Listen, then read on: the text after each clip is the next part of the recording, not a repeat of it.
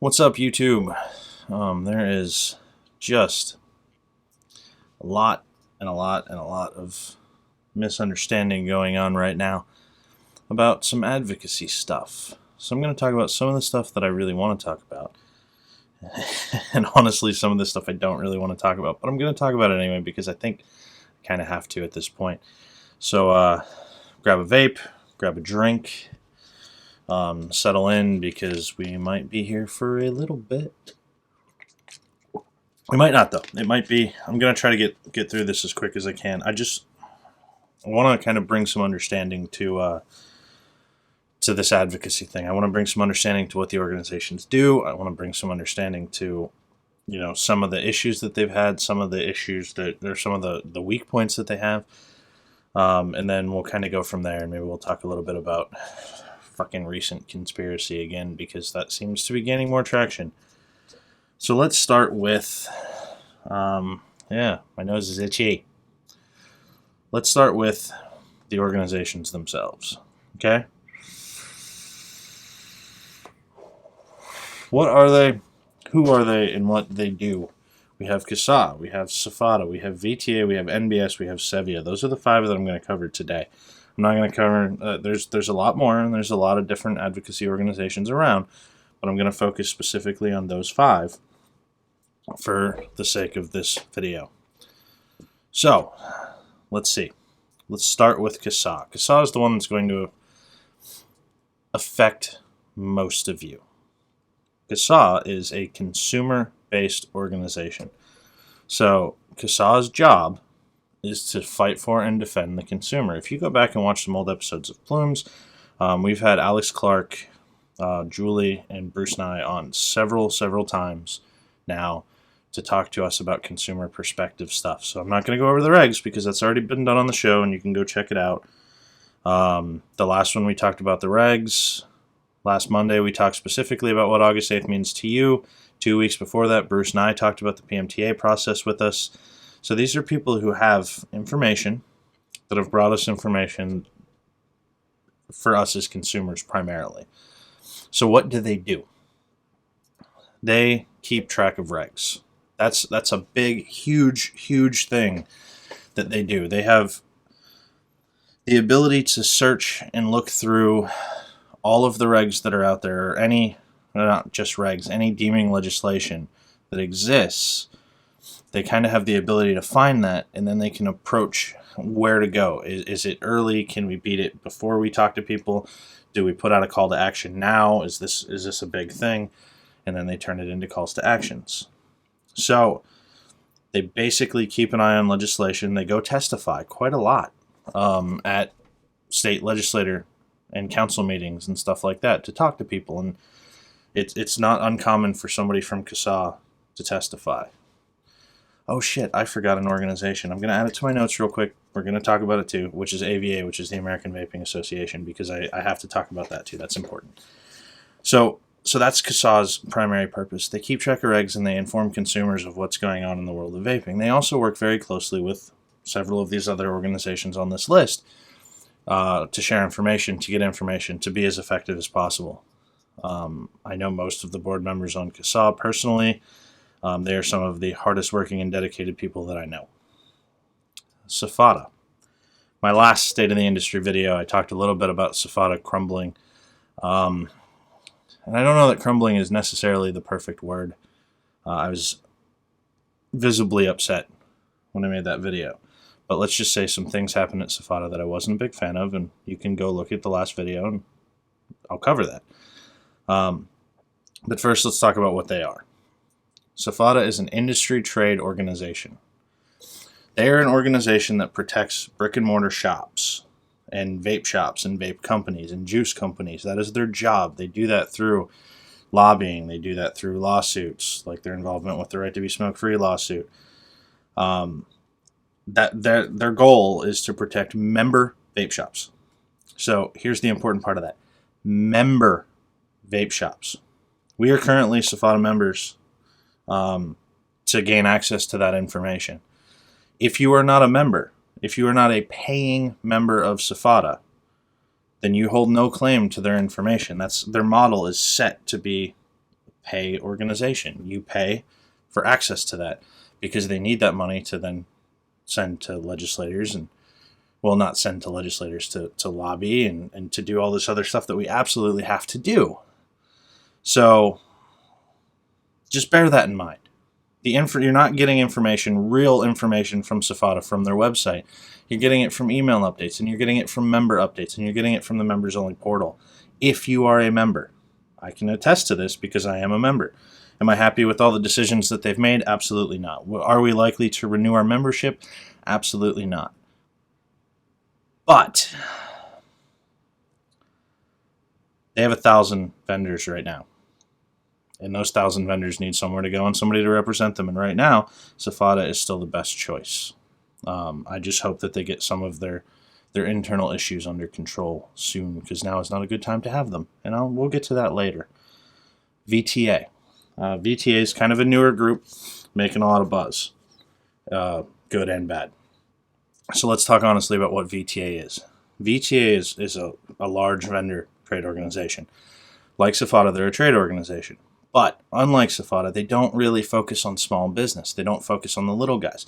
What VTA focuses on is large vendors, many of which are in C-stores or convenience stores. So they're not necessarily for the open system vaping market as it stands with 1 billion juice vendors and 1 billion different mods and addies. That's not necessarily who they represent. That doesn't mean they're evil. I just want to clarify that. None of this says, oh, we're an evil organization out to destroy vaping. And we'll cover that when we talk about conspiracy. But what that does say is that you need to be knowledgeable about what these groups are, and you need to remember that they represent their base first. Trade organizations represent their paying customers. That's their job, is to represent their paying customers. VTA represents its paying customers, largely of which are vendors that are in convenience stores. Maybe that doesn't work out with what we want necessarily every time. Just something to be aware of, but it doesn't make them inherently evil. Not Blowing Smoke. It's kind of the PR arm of Advocacy. I was involved with Not Blowing Smoke for a while. I'm not anymore. I'm involved with a lot of these groups now just because I like kind of being free agent. But realistically, what NBS does is they are the PR arm of Advocacy. They exist largely to control the narrative and conversation with quick and effective messages. So, here's information, here's something to inspire you, here's something to make you fight. That's really what NBS is there for, to control that narrative. And the hope is that we can extend that into helping to control the narrative outside of the vapor space. That's the big hope for NBS, is to start controlling the narrative outside of the vapor space in the general public arena, because that would be super valuable for us to have in our toolkit. Like all things, that's not cheap. And like all things, it takes a lot to make these things happen. And we'll get to this stuff later. Sevilla. Sevilla is Dimitri and Phil. Probably more Dimitri than Phil, and because Phil hates being considered an advocate. He really does, and we're going to talk about Phil later. Sevilla, their purpose is to bring Chinese money into the United States for advocacy. That's the purpose. That's what Sevilla is there for. It's to get Chinese vendors to partner with cash so that we can use with the right to be smoke-free lawsuit, so that we can use for lobbying efforts, so that we can use for all that stuff. That's what it's there for. That's what it does. And American Vaping Association. American Vaping Association is basically Greg Connolly. That is the tool that lets Greg Connolly be Greg Connolly. And Greg Connolly is one of our 100% best advocates. I mean, this is the guy who does, he does the news stuff. He's up on everything. He's a lawyer. We need Connolly, and AVA lets us have Connolly. That's what AVA is for. Greg puts himself where he thinks he can be most effective, and we go from there. And in a lot of cases, he has been very effective with that. So, with some of this stuff, there's been, well, hold on, let me have a drink and a vape. There has been some recent talk about ineffectiveness, and there has been some recent talk of what are these groups doing and what do they do? So I just told you what their missions are, essentially, and what they're there for. So let's talk a little bit about problems, maybe, I guess. Yeah, problems works. All right. So, some failures that have existed in advocacy that I've seen. Lack of communication, sometimes with their base. This is a thing. It happens. We'll talk about why that happens, but it is a thing, and it should, be addressed. And I think in a lot of ways it's starting to be. Lack of resources. That's not really down to the advocacy organization. Again, we'll get there. And ego involvement. When I talked about Safada, a lot of that I think comes into play there. There's been a lot of fights and some infighting and some issues and some ego involvement that happens across advocacy. That has been a problem in the past and can still continue to be a problem, but I'm not necessarily, it's not like the linchpin that destroys everything or makes these groups not have any value anymore. So let's talk about why some of these issues exist, okay? I don't know if this is something that you're genuinely aware of, but this is something that you should be genuinely aware of.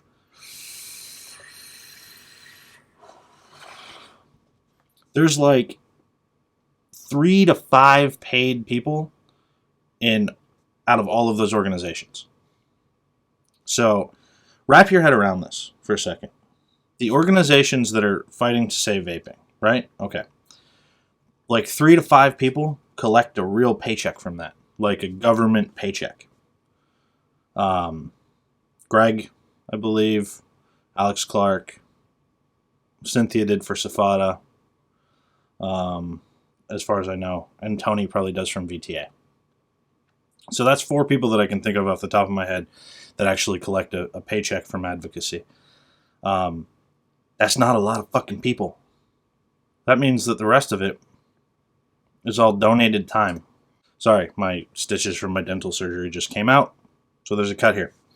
So, like 4 to 5 paid people in all of advocacy. That's who gets paid to fight for our vaping rights. That's not a lot of people. Meaning most of these other people have to have full-time jobs on top of that. Meaning it's all donated time. Meaning they're taking what free time they have and they're putting it into doing this stuff because they care about this industry so much. It's not a money grab. They're not making any money. They're doing it because they give a fuck about it. That's just the way it is. That's really important to know about because it really tells you a lot about these groups. And it tells you that all of these groups are really run on basically a skeleton crew and a skeleton budget. They have the minimum amount of resources spent internally possible in order to maintain effectiveness. That's good and bad. It means that they're largely responsible with their money, which a lot of people will say isn't the case, but that's fine. A lot of people don't interact with these organizations regularly. I don't expect them to know because they don't ask. But doing that leads to its own set of issues, its own host of issues. One of those issues is oftentimes informing people, informing their base, informing their groups, just isn't as important to them as completing the tasks at hand. They just don't have the resources to communicate effectively. This is something that is changing because this is something that, Alex is fucking a great resource for us. He's come on the show several times. He's talked to us several times. He's kind of always around when we need him. Same with Bruce. Same with a lot of these people. They're around if we need them, if we have a question, and they make themselves available. That is something that didn't really happen a lot in the past that's changing now, which is good. We're seeing change. That's good. But you still see that oftentimes they're too busy handling, with what little resources they have, they're too busy handling the fire than to tell you about the fire. Bad legislation is oftentimes stopped before it starts. This one's really important. Victories in this space, in a political space, can't necessarily be celebrated, and that's something that you need to understand. If something gets stopped based on a lobbyist having a relationship with a senator, and there's a trade-off involved, not like a trade-off, but the lobbyist basically convinces the senator, hey, maybe you shouldn't do this. Hey, maybe this isn't good. that you can't necessarily celebrate that, because you're basically, these are all like deals that happen in politics. It's not my system. It's really not, but it's a system that we have to play in to be effective. The problem is when you go broadcasting loudly your victory, you could potentially upset this base and blah, blah, blah, and shit gets all out of whack. And you don't want to upset these relationships that you have with politicians. That's bad. So, a lot of times you can't really talk about victories or failures because you can't risk the relationships at hand. Could they do a better job of talking about the ones that they do have? Sure. But I don't necessarily know that it's even a better job of talking about the ones that they have. Maybe just a synchronized information area. Because, the Facebook feeds will follow a lot of them, or somebody will post the picture and tag the people involved, but it won't necessarily make it to Kassa's website, or it won't necessarily make it to Safada's website, or whatever the case may be. So maybe they could do a little bit of a better job of having a place where they give news specifically. I'll give that. Now let's talk about the big one, because we talk about skeleton crews. Lack of involvement from vapors and industry as a whole is a big thing. Safada covers like 26 states, I think, and this is according to another video that I saw, and have about 1,000 businesses. That's only partially a failure on Safada. That's also partially a failure on vaping businesses for not getting involved. You have to set up a Safada chapter, you have to get like multiple businesses that want to join Safada together and set up a Safada chapter to be a nonprofit. That's how this works. So if the businesses don't do the work, and then the businesses also kind of independently run their chapter. So they have a lot of say over what happens in their state. They just kind of talk to national and answer to national. So the lack of general involvement and advocacy makes them have to hold on to money tight. Maybe it's a rainy day. It makes them have to, not have the ability to give the updates that they might want to, because it's just not, they're not in a position to. They don't have the time. They have a skeleton crew. There's not enough volunteers. There's not enough people. So, we're probably looking at less than 15% vapor space advocacy interest. That's a pretty low number, all things considered, and it makes it really difficult to be effective. I mean, I don't know that any of these organizations even have a couple $100,000, let alone a couple $1 million, and some of this shit really costs a couple $1 million. That's just the way politics works. It's, you got big lawsuits that cost big money. You got lobbying, which costs big money. You got PR, which costs big money. These things cost real money, and genuinely, the more money that you have, the more effect you make. That's, again, not my rules, but rules that we have to follow if we want to be effective. It's just the truth of the matter. And I think what a lot of people forget, and this is probably the most important point that I'm going to make in this whole video. How long is this video? Oh, holy shit, this is going to be a long video. This is probably the most important point that I'm going to make in this video. And I'm going to vape first.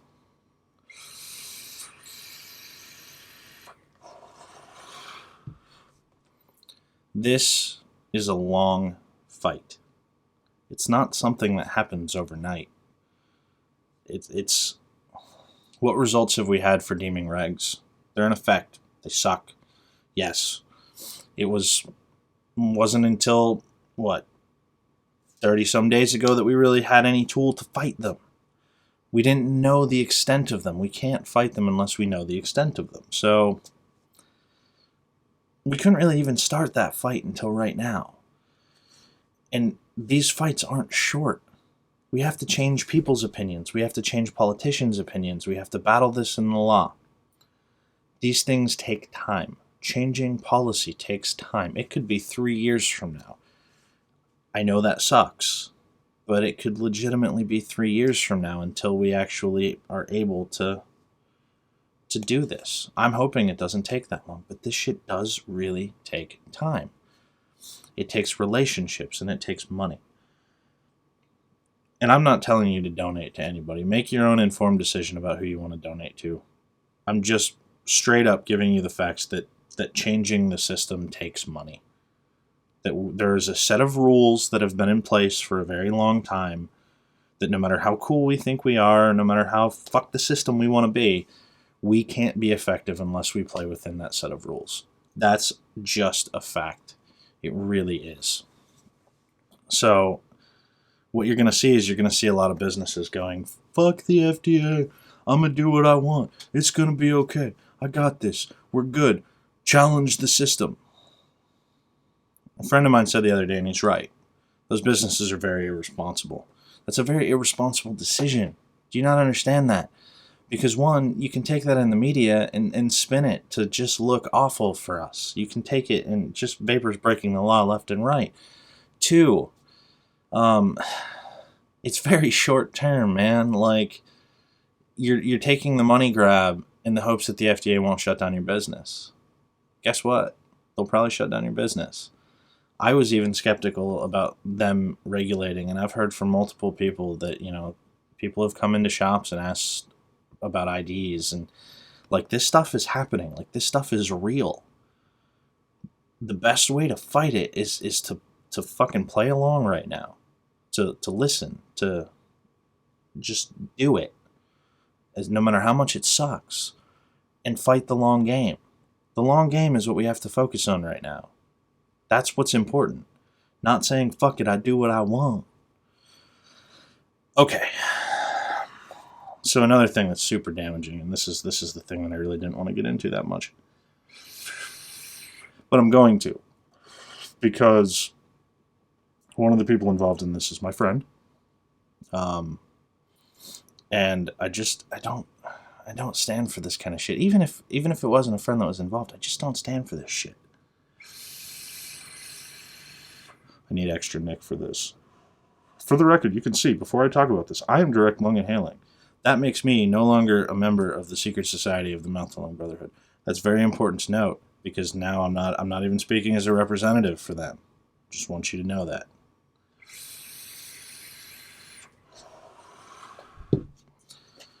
Okay. I talked about this a little bit on the show, but here's the gist. There's a conspiracy going around that Sevi and the VTA, with Phil at the head, Phil Basardo, are conspiring to destroy vaping through the introduction of a all-in-one device that can only be used with tobacco-free nicotine, and the government can shut off wherever it wants. And it's a lot of crazy talk, and a lot of their clear indicators are Phil's love of mouth-to-lung vaping and high nic, and how it should have been a sign, because that's not real vaping. First off, to everybody who said that's not real vaping, fuck you. I vaped like that for a long time. I still vape like that for a long time, and honestly, I think smokers still need that to come into this market, so fuck you. Vaping is vaping. Get that through your skulls. I can't believe it's 2016 and we're still having this fucking argument. I really can't. But that was cited as one of the clear indicators. The other one being the Cole Bishop Amendment. I've talked a lot about the Cole Bishop Amendment, and I do have some concern with the battery language that's in the Cole Bishop Amendment. But it's not some grand conspiracy. So let's talk about what's really going on. I'm not even going to give the conspiracy any more thought. Other than, I will say this. No, I'll wait for that. The Vapix device is indeed a TFN only, or tobacco-free nicotine, synthetic nicotine only system, vaping system. Let's talk about why that is. Because there's a subset of the vaping population that believes very strongly that TFN, or synthetic nicotine, cannot be regulated as a tobacco product as it stands. There's a subset that believes that TFN will exist on the market for a long time, at least until the FDA can come up with a way to pull it in, which might be hard. I don't know that I necessarily agree with this subset of the market, but it does exist, and it's important to know that. And many of those people are the people behind synthetic nicotine and the people involved with synthetic nicotine. They really think that this is going to exist. So, here's the problem. We have the synthetic nicotine. How do you make an open system that takes synthetic nicotine?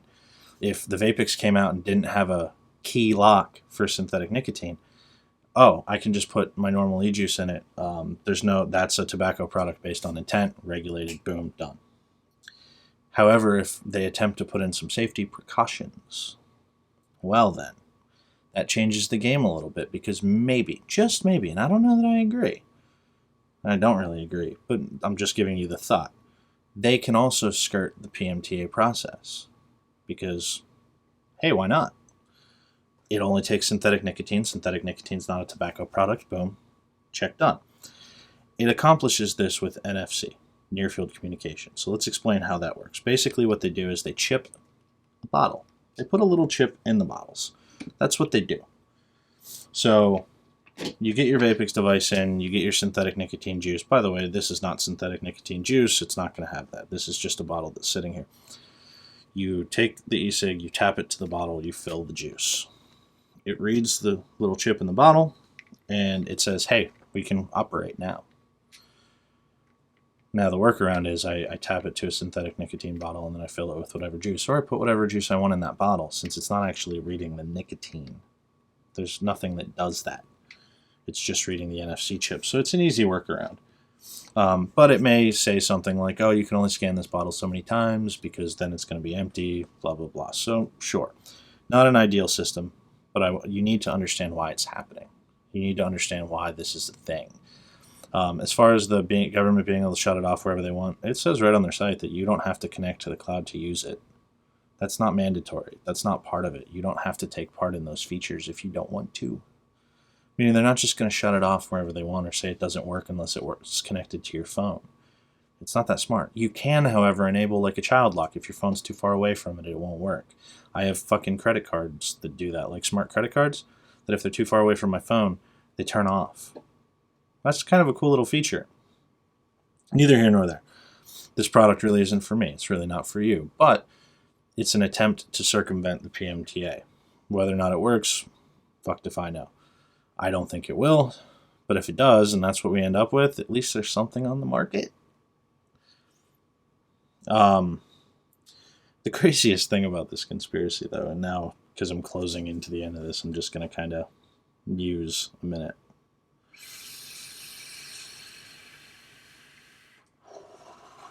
Is that Phil Basardo is the mastermind of this whole thing. First off, Phil is a fluffy, lovable dude.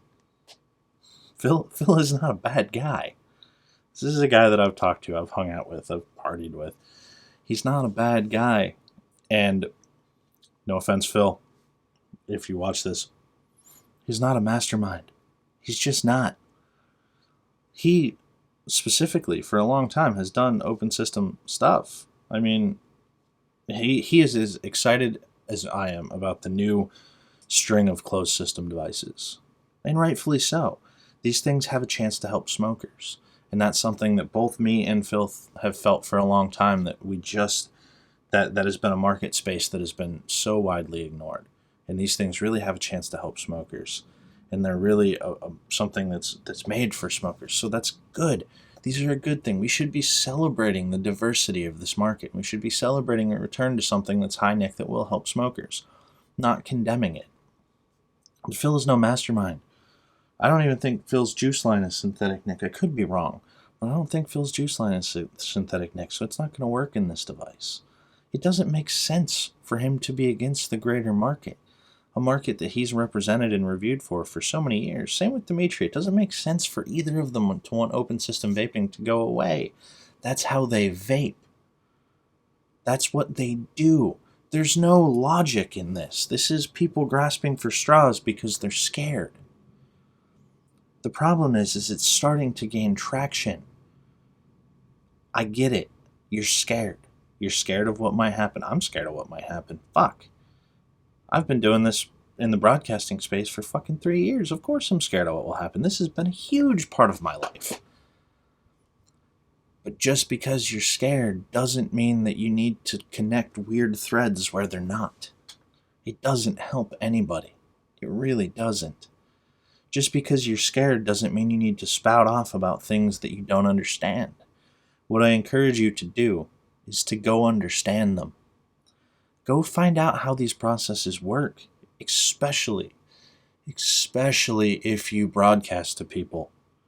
If you have an audience, go find the information before you open your mouth. It's journalistic integrity.